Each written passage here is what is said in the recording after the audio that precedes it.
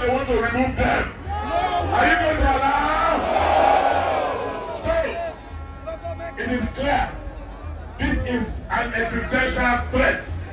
This election is a do or die. Because if they do, we will die.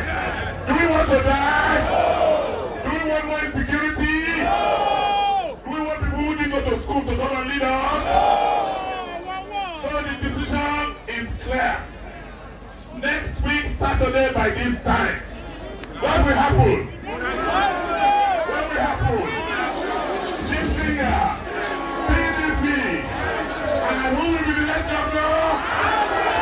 Governor Obaseki is not serious. In a country where there's law, in a country where there's fundamental human rights, are you threatening the Inec? Are you threatening the police? Are you threatening the peace of the elections? See, if you like, don't go and join your mates that are calling for Biafra, Oduduwa, and restructuring, or a new constitution. Anyoko is calling for reverberation of the constitution. Sunday Igboho said, no, we don't want to. This one Nigeria is not working. It is Oduduwa. Nnamdi Kanu is calling for Biafra and Samonekpa. Arewa people once called that let's divide this country, is not working. Some of these persons are going through what the governor of Edo State and other Edo State voters are going through now. As I said before, Nnamdi Kanu once fought for a better Nigeria. Samonekpa once fought for a better Nigeria. Sunday Igboho once fought for a better Nigeria. All these people that are asking for restructuring, there are some people I know from the Southwest that they supported this structure vehemently. They were offering and proffering solutions left and right. At the end of the day, they were disappointed and said, let us kukuma restructure this country. Let's have regionalism. At a point, the House of Rep, in the higher and lower chambers, the Senate and the Rep were talking about regionalism. People now are talking more about how Nigeria can be restructured. So if APC wins the election, I want the Edo people to understand that those that are fighting for Biafra for a longer time, we have experienced this. We have experienced this.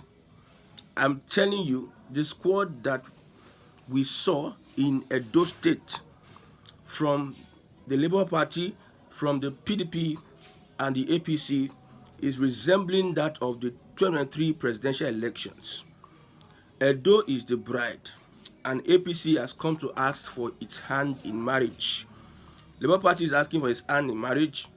PDP is asking for its hand in marriage. What happened in 2023 presidential election is going to repeat itself in Edo State, because what I am seeing, your APC is desperate to take Edo by whatever guise. APC is like a hyena. APC is manipulative. You see, the condition we are today is the voters are waiting for the highest bidder, while those from the PDP and the APC, I believe, are getting ready their funds to buy voters. That is what I see. That is my opinion. You have your opinion. I have a right to my opinion. I'm seeing that the voters in Edo State are waiting for the highest bidder who is going to bring out money and bribe them. And they would vote their conscience. And they are APC supporters, they are Labour Party supporters, they are PDP supporters. I believe the PDP have the number to win the elections. But with APC involved, with Shetima and every other person, Sonlu and other guys involved in that campaign yesterday, it is likely that the state, the heartland of Nigeria, the state with the big heart, the heartbeat of Nigeria, might fall to the APC. Might fall to the APC. I would like to repeat myself. 4,000 beavers damaged by flood, affected by flood, a new commissioner of police, Inec wreck, new Inec wreck, all these people having affiliations somewhere, or they have a relationship with their brothers or their cousins to somebody who has a different agenda. with the actions whereby PDP henchmen are being arrested and taken to Abuja, and with the squad that came into Edo State yesterday, the same squad did not go to Borno State, Maiduguri, where there's humanitarian crisis. They took themselves, packed themselves together, and came to Edo State. Nnamdi Kanu has been shouting for a better country, a good, a just, a country that will be just and fair to the Igbos for over a long time. He was an activist, an advocate of good governance. When you look at Google and look at his profile, Wikipedia profile, you see that they call him a political activist. If you look at his Google and media, Wikipedia profile, they call Nnamdi Kanu a political activist. He fought for a better country. Activists have come and gone fighting for a better country. Still on still, it did not work. He thought that it could work. He did not work. Go to Simon Ekpa's page. Before now, he was speaking vehemently against the ills of the Buhari administration. He was not an IPOB whatever.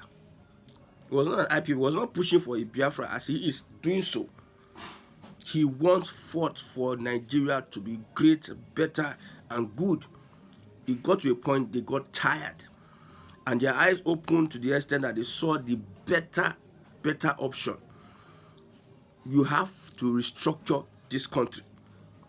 So I'm speaking to my Edo brothers. You know, some parts of Edo, Oduduwa, some we have.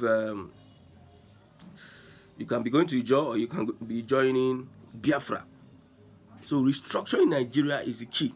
You cannot be shouting Edo no be Lagos in the midst of people that are desperate to burn down the country in order to hold on to power.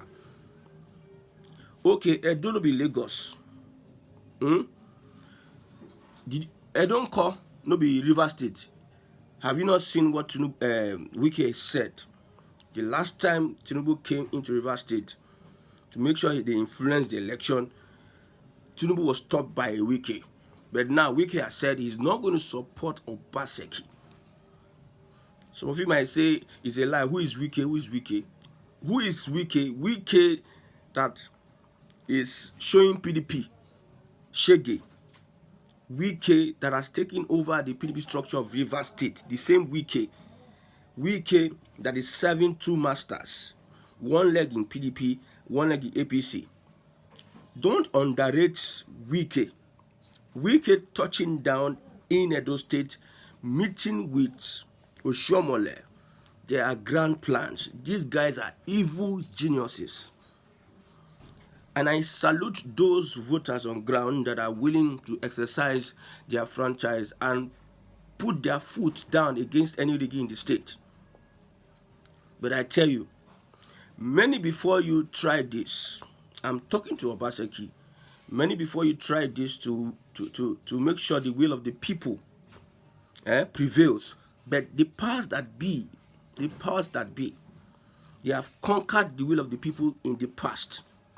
They have made sure the will of the people did not stand severally. So they are used to subduing the will of the people, and they feel that this Edo election is a walkover. Look at what happened to Dangote Refinery.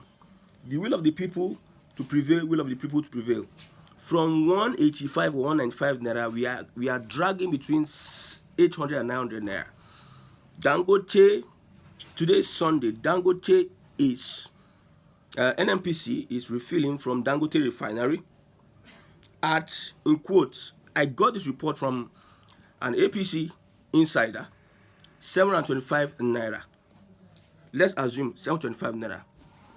Logistics and other things, other cost, is going to still get to 900 or 890 naira. So it is the same thing. They caused a crisis, and that crisis led us to settle for this price. Both Dangote, NNPC, and Gbugbo, what Yawiri gan. This is the Nigeria that you are killing yourself for an election. The reasons why the Igbo will say they won't join a protest because they have seen the futility of calling for a better Nigeria. They have seen that it is going to amount to nothing, calling for a better. Now they cannot stress himself from here till thy kingdom's come. Who knows when or where? People that will intentionally deprive you of good life. They are willing to snuff the life out of you to have their way, to have their personal interests. They can look at what happened in Borno State. Some people were still hailing the people that were coming to look at them from a distance. The leaders that made sure that they are in that position impoverished. Borno State, I saw the NSA on a truck, whether it's a boat or a truck, moving, and people were still hailing him. People that you are supposed to stone. Mr. Obaseki, I'm saying my opinion. My opinion might be, I'm not in support of the APC. I have never supported the APC. There was an EndSARS. An EndSARS, Nigerian youths wanted to cleanse the system using EndSARS. The political elite found a way, like a hyena, found a way to subdue the youths at the EndSARS. The obedient movement came as a result of Nigerian youths tired of the APC. That's why they supported the P2B. With all the might, the youth came out and voted massively. They had to limit some people from voting. They had to limit some people from getting voters' card. Irrespective of that, they had to reduce the population which they believe might want to vote for a certain party.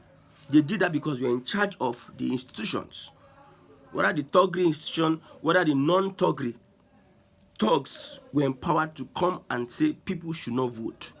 They did all that. The people that are telling you they will fix Nigeria are people that are hiring thugs to come out to tell you not to vote. And you tell me that this country, I was asking this question, when the APC go to that place, what would they be campaigning with? Even the APC and PDP.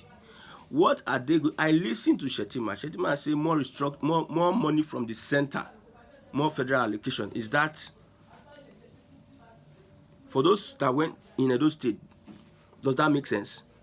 Allocation stolen by politicians that does not get to the people. Is that campaign? Center, they use that center, join APC so that life can be easy for you, so that we can support your region. Now, conversion of CNG, converting your car CNG for free. None of them is positioned in the Southeast because probably the Southeast don't vote Bola Ahmed Tinubu. But you see them, they say worry. They use that worry. They sideline the Southeast from everything they do. That's why Benjamin Kalu was shouting, so that we can get support from the center. We can get support from the center. So the presidency is using the fact that he's president to suffocate people to join APC. If not, they will play them politics of starving them of funds or some of the necessities they need to get, the development they need to get because they are Nigerian. Because you are APC, you want to starve some people or some regions or politicians, some constituencies of development, so as they should join APC. So if you are going to campaign, join APC so that you can get development from us. That is what Shetima is telling Edo State people. So that you can get more funds from the center, more allocation. Okay, if they don't vote APC, you won't give them allocation, or isn't it your job description? Isn't it the responsibility of the government to send allocation to state? Isn't it? No campaign whatsoever. But yet, people are ready with their bags. People are ready with their money.